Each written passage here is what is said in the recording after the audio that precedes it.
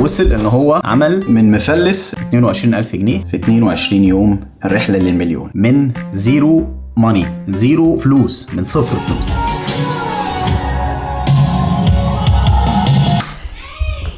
بس حاضر هشغل اغاني والله. خلينا نبدا الفيديو. من فترة انا عملت لكم فيديو ازاي تعمل فلوس في مصر، بالذات في الفترة الحالية، بجانب يعني ان مصر اصلا في ازمة ومفيش شغل في مصر، يعني الشغل قليل والفلوس قليلة. فعملت فيديو، لو انت ما اتفرجتش عليه خلي لك الفيديو يظهر هنا كده، ما اعرفش هو بيظهر هنا، ازاي تعمل فلوس في مصر، واتكلمنا على شوية امثلة حلوة. طبعا يعني معظم الناس الحمد لله فهمت الموضوع، وفي ناس ماشية في اللي انا اتكلمت عليه او اتكلمت فيه، مش اللي هم شافوا الفيديو ومشوا فيه، لا هم ماشيين فيه من الاول. هي فكرة موجودة بس ما حدش بيفكر فيها قوي، وفي ناس طبعا كانت معارضة الموضوع دوت ازاي ومش عارف ايه وبتاع. ولكن حاليا بس الكاميرا كده، ايوه، حاليا الوضع في مصر بقى اسوأ من الاول. فهل انا تراجعت عن اللي اتكلمت فيه؟ لا ما تراجعتش، ولكن انا هزود عليه نقطه واحده، الا وهي احسن دلوقتي طريقه انك تعمل فيها فلوس في مصر انك لو جات لك اي فرصه سافر، للاسف. ولكن بالنسبه للناس اللي مش هتعرف تسافر بره مصر، مش هتعرف تسيب مصر خالص لاي ظروف، بسبب مثلا ظروف عائليه، ظروف شخصيه، او صعب عليه ان هو يلاقي الطرق انه يسافر بره مصر. لو انت دلوقتي في مصر وعايز تعمل فلوس فتعمل ايه؟ كان في نقطه انا اتكلمت عليها في الفيديو اللي فات وقلت من الطرق ان انت تعمل فلوس في مصر ان انت تتعلم مهاره معينه اونلاين، او تتعلم لغه او اي حاجه، وتقدم الخدمات بتاعتك، ان انت يكون عندك خدمه بتقدمها مقابل فلوس، او سلعه بتنتجها او بتبيعها مقابل فلوس. فانا بالصدفه داخل امبارح اقرا شويه كومنتس على الفيديو، انا اشوف الناس يعني وصلت لايه، بتفكر ازاي، هل مازال نص الناس ما زالت محبطه وانا مش هينفع ازاي ب 2000 جنيه في اليوم اقدر احوش واعمل ده، انا بشتغل 12 ساعه. اولا بالنسبه للموضوع ده الحل بسيط قوي، سيب الشغلانه واشتغل شغلانتين، كل واحده بتاخد فيها 2000 جنيه، تبقى شيفت الصبح وشيفت بالليل باربعه، هتقدر تحوش في شغلانات ب 2000 جنيه الشيفت كتير قوي. انت اللي مش عايز تسيب شغلك علشان حاسس بامان في شغلك، ولو سبته حاسس انك مش هتلاقي شغل، دي مشكلتك. الدنيا ما بتقفش عليك، والدنيا مش بتقف على اصحاب الشغل اللي انت شغال عندهم، فما تقلقش. ولكن ما علينا، بالصدفه وانا بتفرج على الفيديو بتاعي فظهر لي كده في الريكومند او المقترحات يعني فيديو شبيه للفيديو بتاعي. الفيديو اسمه من مفلس ل 22,000 جنيه في 22 يوم، الرحله للمليون. الفيديو دوت على قناه اسمها ابو الحماميز.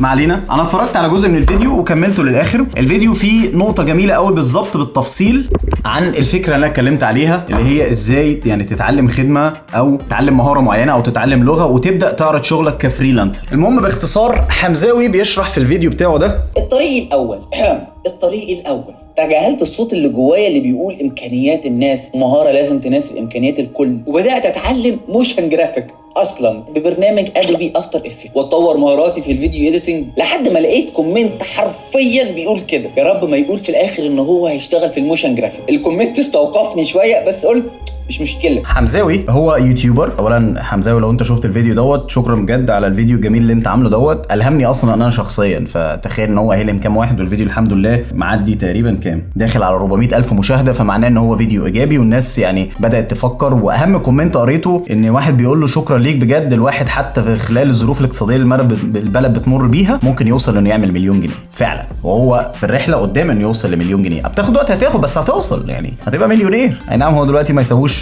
30,000 يورو او 32,000 يورو، بس هتبقى مليونير. ما علينا، كل اللي عمله ان هو دلوقتي زي ما نقول شخص زي كده بيعرف يعمل فيديو اديتنج، ويمكن كمان احلى مني بكتير قوي. اتعلم بجانب الفيديو اديتنج ان هو يتعلم موشن جرافيك، نخش اقرا عنه هتعرف ايه هو الموشن جرافيك. اتعلم الحاجات دي كلها وبدا يعرض شغله، سواء بقى مثلا ب $2 الفيديو، $5 $6 $7. المهم يعني خد فتره تعليم كتيره قوي. بعد كده اول ما بدا يشتغل وصل في خلال 22 يوم لحوالي 700 وحاجه دولار، يعني حوالي 22,000 جنيه، صح كده؟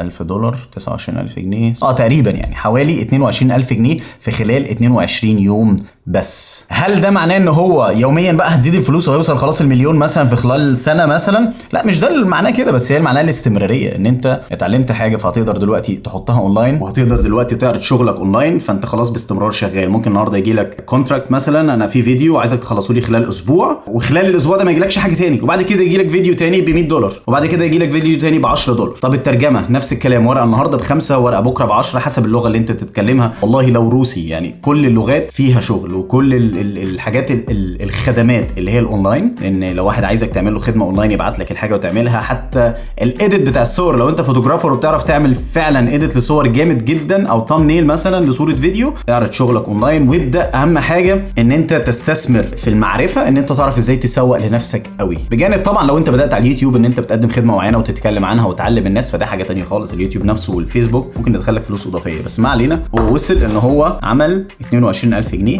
في خلال 22 يوم من زيرو ماني، زيرو فلوس، من صفر فلوس. فده بجد اداني انا اصلا امل ان الفيديو اللي انا عملته الحمد لله ما طلعش فيديو اي كلام خالص. خشوا اقروا الكومنتس براحتكم على اليوتيوب وعلى الفيسبوك. وعلى فكره الفيديو على الفيسبوك وصل تقريبا دلوقتي ل 2.3 مليون تقريبا يعني، فالحمد لله يعني وصل لعدد كبير قوي. واتمنى الفيديو دوت يوصل كان برضه لعدد كبير قوي، اللي هو من الاخر بص ما تيأسش. يعني انا مش عشان بقول لك في الاول سيب البلد وسافر فانت مش لاقي طريق للسفر والدنيا صعبه فمش هتسافر. انا بيجي لي اعوذ بالله من كلمه انا، بيجي لي اسئله كتير قوي. معظم الناس بتدور على حل تسافر ألمانيا من غير ما تدرس اللغة، يعني من الآخر عايز يخش الباب بس من غير ما استخدم المفتاح. فافتح الباب ازاي؟ اكسره، اخش من تحت، اهرب من خرم الباب، اعدي من الجنب. المفتاح في ايدك، روح بس ادرس اللغه. للاسف معظمنا بيشوف اللغه الالماني صعبه، لا مش هدرس انا.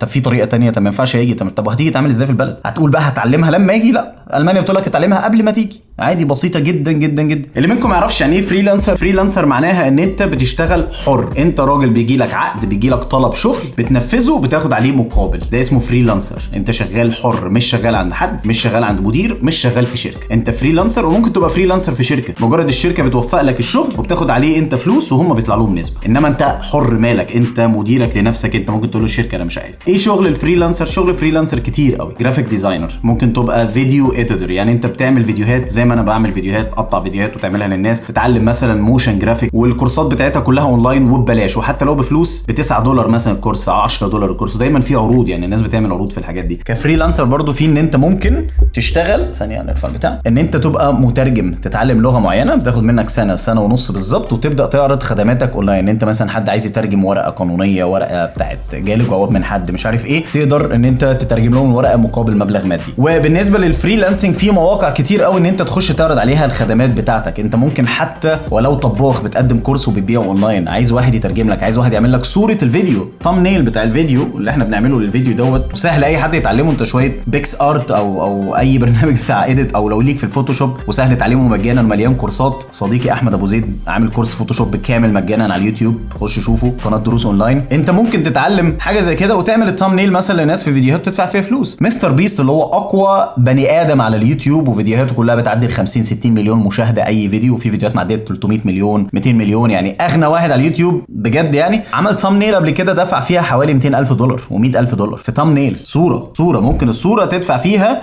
6 ارقام دي، يعني بدايه من $100,000. فطبعا انت يعني عمرك ما هتعمل فلوس ديت، لان دي بتبقى حاجه خاصه خالص. ولكن ثامبنيل مثلا ممكن تبدا $5 $10 $20. الفيديو اديتنج، ان انت تعمل اديت لفيديو، ابعت لك شويه فيديوهات جنب بعض وتعمل لي فيديو جميل مخصص ليا بطريقتي انا، او حسب اللي طالب منك الفيديو عايز الشكل بتاعه ايه، شكل اعلان، شكل فيديو مثلا قصه دوكيومنتري، حاجه زي كده. الحاجات دي كلها اللي انا بتكلم عليها، لو هي بالنسبه لك مليانه كلام انجليزي ومليانه كلام لغه وتقيله وصعب عليك تتعلمها، لو انت شغال في مطعم، في كافيه بتعمل، صدقني كلنا اتعلمنا الحاجات دي. ما حدش فينا اتولد كده. خش اونلاين اتعلم شويه لغه، خش اونلاين اتعلم اي كورس بيقدم اي حاجه وهتبقى محترف فيها. الحاجات دي مش محتاجه مهاره، مش محتاجه تالنت، الحاجات دي محتاجه تكرار. خش ابدا اتعلم وكرر، وبعد كده هتلاقي نفسك بقيت متمكن منها في خلال كام شهر وتبدا تعمل فلوس. ولكن في نهايه الكلام صدقني والله العظيم، مع الظروف السيئه اللي البلد بتمر بيها، انت ما زلت تقدر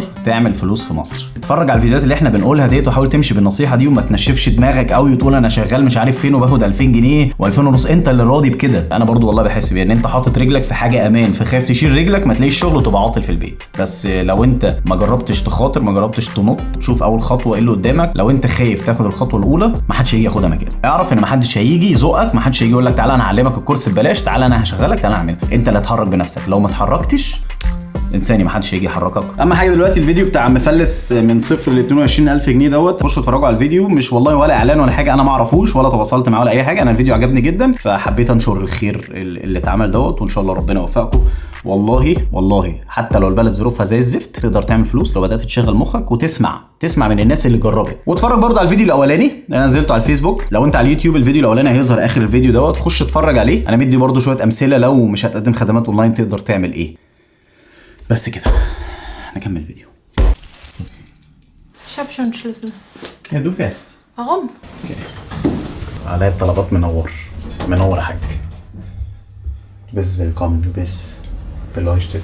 Danke. انا وابوك نازلين وسط البلد. Siehst aus wie... ولا يا رايحين نبص على كام حاجه كده شوبينج يعني بسيط، حاجه للبيت. المفروض كنا ننزل من بدري يعني، بس انا خدت وقت قبل ما صورت الفيديو اللي انا بتتفرج عليه. فدلوقتي نازلين. Kannst du nicht mehr, du musst einfach nur fahren, sitzen, Gas geben. طبعا حاليا انا قلت قبل كده وقلت تاني يعني انا مش عربيه، احنا بنسوق العربيه دي عربيه كوكو. عامه انا بسوق العربيه دي طول الوقت، ولكن علشان انا بصور هتاخد كام مشهد وكده، وكوكو بتتخنق من التصوير، فايه اللي هتسوق النهارده؟ انت هتسوقي دو فاست. Ich bin ja auch die bessere Fahrerin. في بيتا لو لاحظتوا ان انا دايما بتكلم في الكاميرا انا بزعق، يعني صوتي عالي قوي مش عارف ليه، يعني بحس ان انا بتخانق مع الكاميرا، بس عشان بقالي فتره يعني ما بصورش ف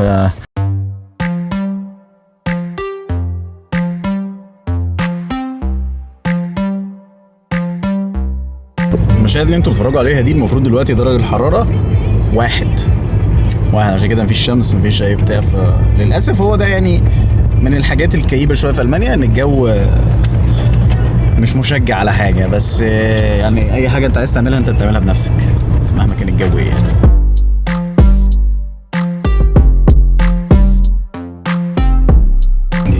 تشيز باي باي. Das habe ich nicht gesehen.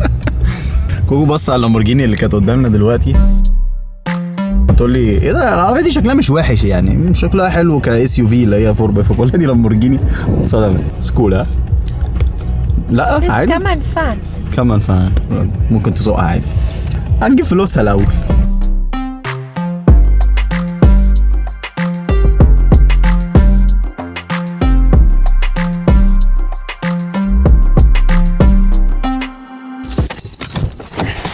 عامة انا واحد من الاشخاص اللي ما بيخافش اصلا من الكاميرا ان امشي بيها في الشارع وكده، ولكن عشان الجو ساقع مش عايز افضل ماسكها كده، عايز احط ايدي في جيبي بصراحه، فانا هسيب الكاميرا هنا والمشاهد الجايه بالموبايل لحد ما نرجع العربيه تاني.